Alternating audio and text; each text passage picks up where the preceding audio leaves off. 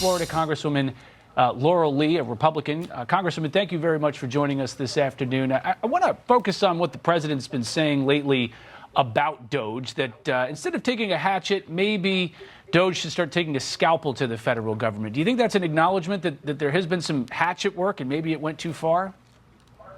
President Trump has described exactly the right approach. We know that there are certain employees of the federal government that are doing essential things who we want to keep, those that are providing services to the American people that we need, the ones that we want to keep on the job. I myself worked at the Department of Justice for many years, so we know there are some government workers who do important, good work.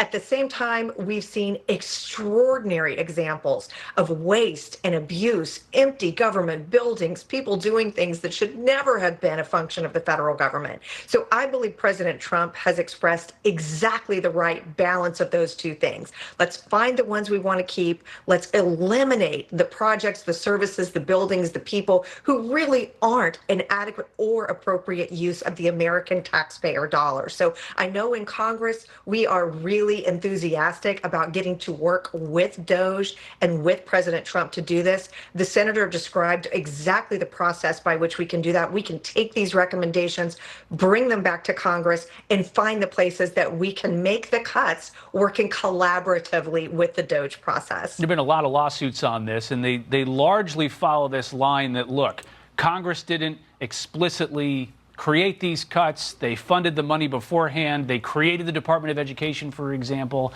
How involved is Congress going to get here? Do you have to codify all of this stuff to make sure that it's bulletproof when it gets to the courts? So it's not necessary to codify all of it. However, I do think that is our best long-term approach, is to find the places where we need to go back, eliminate programs, in some cases, potentially even eliminate entire government bureaucracies that we don't need.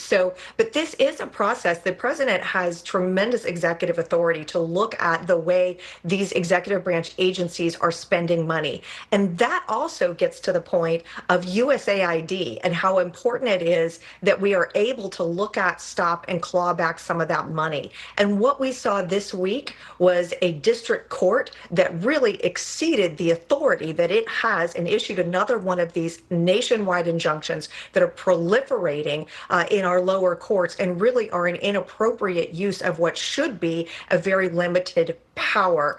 So that's something that I know we're also going to be looking at, is how we can reduce or stop that court shopping. And even the Supreme Court called it an aggregation of judicial power and judicial hubris. So we need to really look at how we can prevent that from happening. The court came in and said, look, 5-4, it was very close, but it did side and say those $2 billion in payments, about $2 billion, have to go out to USAID suppliers that have already done that work. I mean, do you think, I think the order said that it had to go out by Monday in the evening.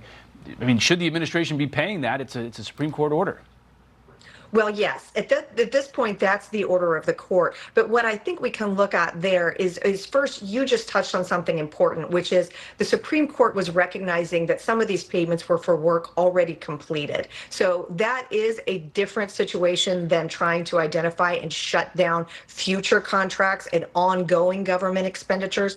And the second thing is we really need to examine this use of the courts and going to a specific individual district court judge who then is trying to enter this sort of nationwide relief. And the temporary injunction should be exactly that, a limited, narrow thing to keep the status quo while litigation can proceed and be reviewed on the merits. And here, basically, instead, it is requiring payments on these contracts. So there's a lot as Congress and the administration we can look at to make sure that this doesn't happen. But the bottom line is this.